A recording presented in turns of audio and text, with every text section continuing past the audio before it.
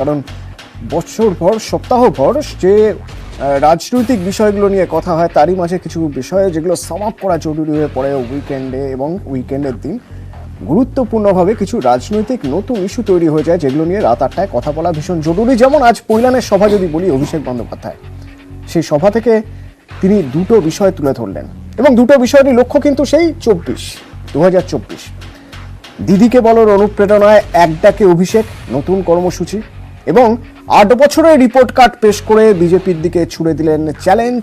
অবশ্য পাল্টা কটাক্ষ করতেও দেরি করেনি পদ্মশিবির। দেখুন, মমতা বন্দ্যোপাধ্যায়ের অন্যতম একটা ফ্ল্যাগশিপ স্কিম হিসেবে নেত্রী লঞ্চ করেছিল, তার থেকে অনুপ্রাণিত হয়ে আজকে আমরা এই অনুষ্ঠান লঞ্চ করলাম, এক ডাকে অভিষেক।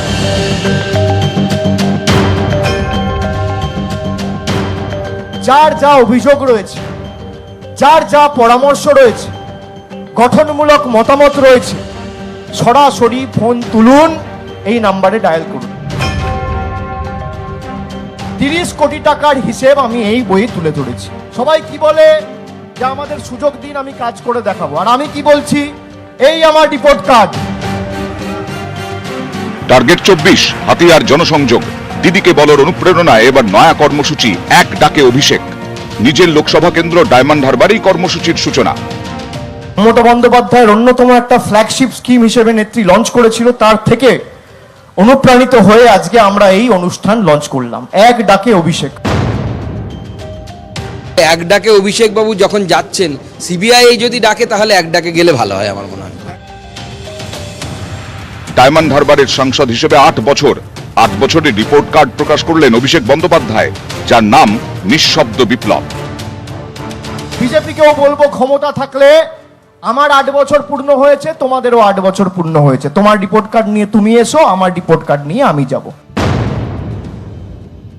এই সমস্ত উদ্দেশ্য একটাই, এই মুহূর্তে পশ্চিমবঙ্গের যে আর্থ রাজনৈতিক পরিস্থিতি তৈরি হয়েছে, বিভিন্ন পরীক্ষার্থীরা প্রতারণার শিকার, তাদের জীবন যৌবন লুট হয়ে গেছে, সেই ক্ষোভকে প্রশমিত করার জন্য নতুন নতুন শব্দবন্ধ তুলে এনে বিতর্ক অন্যদিকে ঘোরানোর চেষ্টা চলেছে।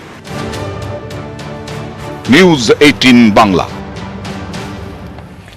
রিপোর্ট কার্ড পেশ এবং নতুন কর্মসূচি এক ডাকে অভিষেক, অর্থাৎ সংসদকে এক ডাকে পাওয়া যাবে যে কোনো সমস্যায়। কিভাবে দেখছেন সবাই?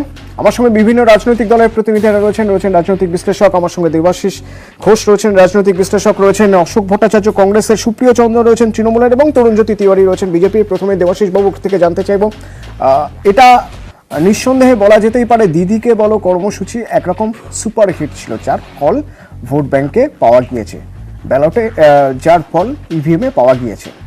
এই যে এক ডাকে অভিষেক, এটার ফল কি 2024-এ পাওয়া যাবে বলে মনে হয়? দেখুন, রাজনীতিতে এখন একটু তার অ্যাঙ্গেলগুলো সব চেঞ্জ হতে শুরু করেছে এবং আমরা আগে যে সমস্ত রাজনীতি দেখেছি সেখানে কিছু নীতি, আদর্শ, তারপর আপনার কিছু তাদের কাজ, সেগুলোর উপর দাঁড়িয়ে ভোট চাওয়া বা ভোট পাওয়া বা না পাওয়া এগুলো ডিপেন্ড করতো। এখন এখানটায় প্রচুর কর্পোরেট জগতের মাতব্বররা এসে রাজনীতিতে মিশেছেন এবং পুরো জিনিসটাই কর্পোরেটের আঙ্গিকে হচ্ছে। আপনার মনে আছে কিনা জানি না, আমাদের মনে আছে একটা অ্যাডভার্টাইজমেন্ট আমরা খুব দেখতাম, 28 টাকায় গলানো সোনা। তো আমরা সবাই খুব হতবাক হয়ে গেছিলাম, হোয়াট ইজ দ্যাট? কিন্তু আসলে দেখা গেল ওটা একটা সর্ষের তেলের বিজ্ঞাপন। মানে এই ধরনের যে বিজ্ঞাপনগুলো হয়, আপনি হয়তো বলছেন খুব হিট, এই বিজ্ঞাপনগুলোর মধ্যে এগুলো তো কর্পোরেট ক্যাম্পেনিং, মানে এগুলো ঠিক এগুলোর মধ্যে কতটা সত্যি কতটা মিথ্যে, এবং এগুলোর মধ্যে বেশিরভাগ ক্ষেত্রে অনেক ফোলানো ফাপানো থাকে। মানে এতে দিয়ে সাধারণ মানুষের ঠিক কতটা উপকার হবে এটা বলা খুব মুশকিল। মানে আমি আপনাকে বেশ মানে বলতে পারি যে এই যে দিদিকে বলো আপনি বলছেন এটা হিট, এটা ভোট বাক্সে কি এটার প্রভাব পড়েছে, নাকি এইবার ইলেকশনের সময় অন্যরকম প্রভাব বেশি ছিল, এটা কিন্তু একটা বিতর্কের বিষয়।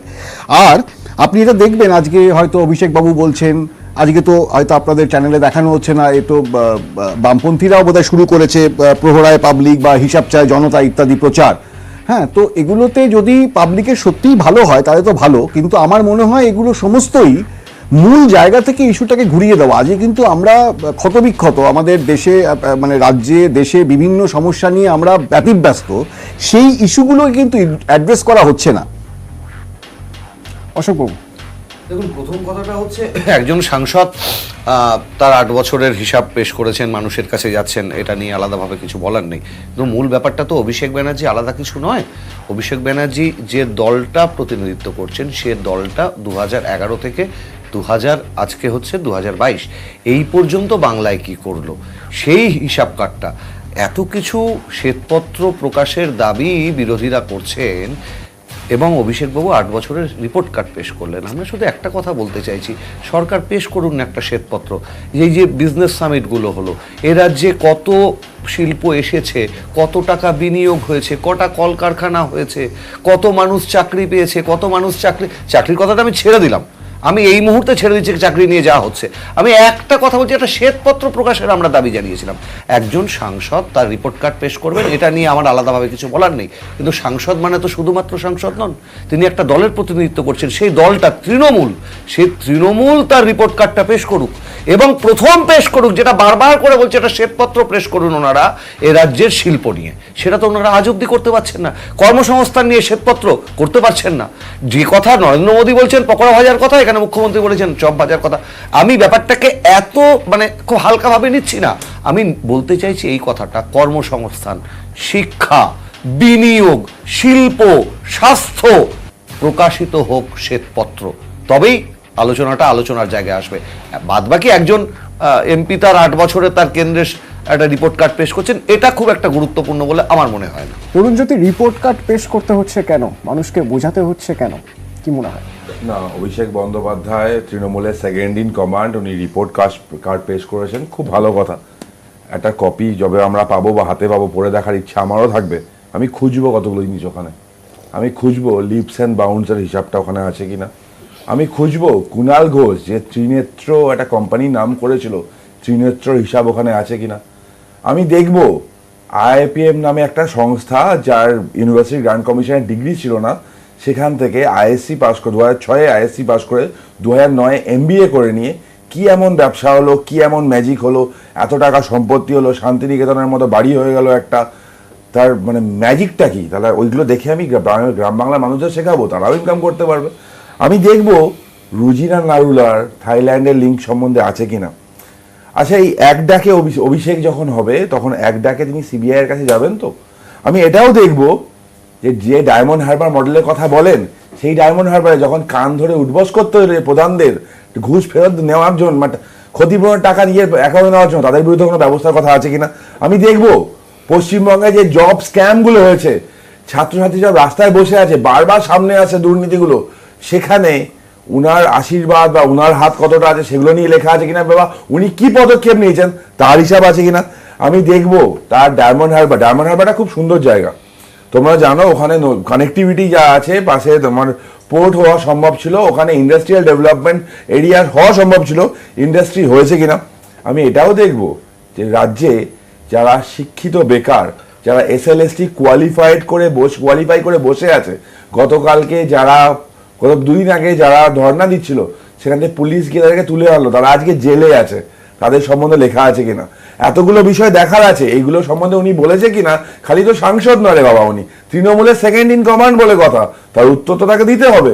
সুপ্রিয়, আমি প্রথম কথা বলি, তৃণমূল কংগ্রেস, মমতা বন্দ্যোপাধ্যায়, আমার নেতা অভিষেক বন্দ্যোপাধ্যায়ের নেতৃত্বে এমন একটা দল, যে দলটা শুধুমাত্র কথা সাহিত্য, পত্র সাহিত্যে বিশ্বাস করে না। আমরা বিশ্বাস করি সত্যে, বিশ্বাস করি তথ্যে। আমরা বিধানসভা নির্বাচনের আগে, সেই নির্বাচনটা যেটা কেন্দ্রীয় বাহিনী দিয়ে ভোট হয়েছিল, আর আপকি বার 200 পার বলে অমিত শাহ চেঁচিয়ে গেছিলেন, ডেইলি প্যাসেঞ্জারি করেছিল কেন্দ্রীয় মন্ত্রী, শোচনীয়ভাবে বিজেপির পরাজয় হয়েছিল। সেই বিধানসভা নির্বাচনের আগেও তৃণমূল কংগ্রেসের পক্ষ থেকে আমরা তথ্য নিয়ে সরকারের যে উন্নয়নের তালিকা তথ্য সমৃদ্ধভাবে মানুষের দরজায় দরজায় পৌঁছে দিয়েছিলাম। শুরু হয়েছিল দুয়ারে সরকার, এবং একাধিক প্রকল্পের একটা সম্মিলিত প্রতিক্রিয়া হিসেবে মমতা বন্দ্যোপাধ্যায়ের ছবি, অভিষেক বন্দ্যোপাধ্যায়ের পরিশ্রমকে সামনে নিয়ে তৃণমূল কংগ্রেস জয়লাভ করেছিল, এটা ইতিহাস। আজকে সেই পথটাকে সামনে রেখেই, মমতাদির সেই পথটাকে সামনে রেখেই, মমতাদির যোগ্য উত্তরসূরি, সার্থক উত্তরসূরি আমার নেতা অভিষেক বন্দ্যোপাধ্যায়, তিনি যে লোকসভা ক্ষেত্রে কাজ করেন, যে লোকসভা ক্ষেত্রে তিনি জনপ্রতিনিধি, সেই লোকসভা ক্ষেত্রের সাংসদ হিসেবে তিনি 8 বছরের রিপোর্ট কার্ড পেশ করেছেন। আর এক ডাকে অভিষেক, নিশ্চিতভাবে এখানে যারা রয়েছেন তারা আলোচনার জন্য তরজা করতে পারে, কিন্তু এটা কথা যে প্রাতিষ্ঠানিক জায়গায় যখন কোনো মানুষ বিধায়ক সাংসদ হিসেবে থেকে যান, তার একাধিক কাজের জন্য মানুষের সঙ্গে কোথাও কোথাও একটা গ্যাপ তৈরি হয়, কোথাও কোথাও একটা শূন্যস্থানের জায়গা থাকে। সেই শূন্যস্থানটাকেও ভরাট করবার জন্য একেবারে একটা ফোন নাম্বার, সেই ফোন নাম্বারটাকে মানুষের দরজায় পৌঁছে দিয়ে একটা ক্লিকে অভিষেক বন্দ্যোপাধ্যায়, একটা ফোনে অভিষেক বন্দ্যোপাধ্যায় সাংসদের অফিসকে মানুষ যাতে রিচ করতে পারে, এটা আমি মনে করি এটাও আগামী দিনে একটা ডায়মন্ড হারবার মডেল। আমি মনে করি এই ডায়মন্ড হারবার আগামী দিনে দলমত নির্বিশেষে ভারতবর্ষের বাকি সাংসদরাও ফলো করা উচিত, এতে মানুষের সুবিধা হবে। আচ্ছা ভাই, এখনো বললো যে বিধানসভা ভোটে তারা তাদের কাজ নিয়ে মানুষের কাছে গেছিল, সেই মানুষের কাছে যখন গেছিল তারা বলেছিল যে 100 দিনের কাজ মমতা বন্দ্যোপাধ্যায় দেয়। আজকে যখন টাকা আসছে না তখন বলছে কেন্দ্র টাকা দিচ্ছে না। কি দেয় প্রমাণিত হলো। তারা বলেছিল কে দেয়? ভারত সরকার দেয়, নরেন্দ্র মোদী কেন দেবে? তার সাথে এটাও বলুন না, ভারত সরকার তরুণরা খুব ভালো কথা বলেছে নিয়ে বলো। আমি বলতে চাইছি এটা বলুন, তুমি যদি এটা শুরু করো এটাই চলবে। না না, কংগ্রেস নিয়ে যাবে বলো, 100 দিনের কাজ কংগ্রেস বলো, তুমি যদি এটাই চাও এটাই চলবে। সেকেন্ড হচ্ছে বাংলার আবাস যোজনা, যেটা নিয়ে ভোট চাইতে গেছিল, বাংলার আবাস যোজনা চলছে, সেখানেও হয়েছে গিরিরাজ সিং বলে দিয়েছেন যে স্টিকার লাগালে প্রকল্পের টাকা আসবে না। বারবার বলছে না প্রকল্পের টাকা আসছে না, কার প্রকল্প সেখান থেকেও পরিষ্কার, কেন্দ্রীয় সরকারের প্রকল্প। কংগ্রেস বলছে কংগ্রেসের তো গর্ব নেওয়া উচিত। আমি তো বলছি ফুড সিকিউরিটি অ্যাক্ট কংগ্রেসের অত্যন্ত ভালো এক পদক্ষেপ। ফুড সিকিউরিটি অ্যাক্টের আন্ডারে যে চালগুলো আসে ফ্রি রেশন দেওয়া হয়, কাল থেকে তরুণকে পাঠাবে গরিব কল্যাণ যোজনার যে চালগুলো আসলো ফ্রি রেশন দেওয়া হলো। মমতা বন্দ্যোপাধ্যায় বললো আমি আসলে ফ্রি রেশন দেওয়া হবে। ভোটের কয়েকদিন পরে আমরা শুনলাম কেন্দ্র চাল পাঠাচ্ছে না, দিতে পারছি না চাল, কে দেয় বোঝা হয়ে গেল। এই পুরো ব্যাপারটা ওনারা খালি স্টিকার লাগিয়ে গেল, মানুষকে বোকা বানিয়ে ভোটে জিতেছে। স্টিকার দিদি নামটা তো এমনি হয়নি, তার প্রত্যেকটা প্রকল্প মানুষ এতটা 20টা প্রকল্পে স্টিকার লাগিয়েছে। গ্রামে গঞ্জে যাও, বাংলার গ্রাম সড়ক যোজনা কোত্থেকে, নির্মল বাংলা মিশন কোন প্রকল্প, জল দেওয়া জল ভরো কোন প্রকল্প, মানে মানুষ 2011 থেকে 2021 পর্যন্ত লাগিয়েছে স্টিকার। 2011 থেকে 2021 পর্যন্ত মানুষ সব দেখার পরেও শুধুমাত্র এই কথাগুলো বোকা বনে গিয়ে ভোট একটা কথা আছে, আমি একটা কথা বলতে চাইছি, একটা কথা কি বলতে পারবো? প্রত্যেকটা খালি বোকা বনে নয়, দুটো ফ্যাক্টর তো ছিলই। ফার্স্ট ফ্যাক্টর আমাদের যেগুলো ছিল, আমরা যারা বলতে এলাম হয়তো আমরা মানুষের কাছে রিচ করতে পারিনি বা পুরোটাকে আনমাস্ক করা সম্ভব হয়নি তখন। এখন তো আস্তে আস্তে আনমাস্ক হচ্ছে। ডবল চাকরি দেবো গত বছর পুজোর সময় বলেছিল, বা সরি 2020 সালে পুজোর সময় বলেছিল। 21 গেল, 22 গেল, 22 যাচ্ছে, কোথায় গেল ডবল চাকরি বা চুক্তিভিত্তিক চাকরি নিয়ে এই মুহূর্তে বিজেপির সব নেতাদেরই রাস্তায় নামতে হয়েছে এবং দিনের পর দিন যত সময় গড়াচ্ছে তত এই চাকরি, চুক্তিভিত্তিক চাকরি, সেই বিষয়ে কি কি শর্ত ছিল সেই সব শর্ত বদলাচ্ছে, ধীরে ধীরে বদলাচ্ছে। সে প্রসঙ্গে আসবো। তবে এই দিদিকে বলো প্রসঙ্গ যখন আসছে বারবার, তখন রাজনৈতিক বিশ্লেষকরা বলছেন এখন পাল্টা দিলীপকে বলো হচ্ছে না। তো কেন এই প্রসঙ্গ আসছে? কারণ বিজেপির সর্বভারতীয় সহসভাপতি একটি টুইট করেছেন। সেই টুইটে কি লিখেছেন দিলীপ ঘোষ? লিখেছেন কেউ টাকার বিনিময়ে চাকরি পেলে খবর দিন, আমাদের খবর দিন লিখেছেন। কিন্তু নিচে যে ইমেল আইডিটা দিয়েছেন সেটা বিজেপির কোনো অফিসিয়াল ইমেল আইডি নয়, সেটা দিলীপ ঘোষের ব্যক্তিগত ইমেল আইডি, যেটা নিয়েই শোরগোল শুরু হয়েছে। দেখুন।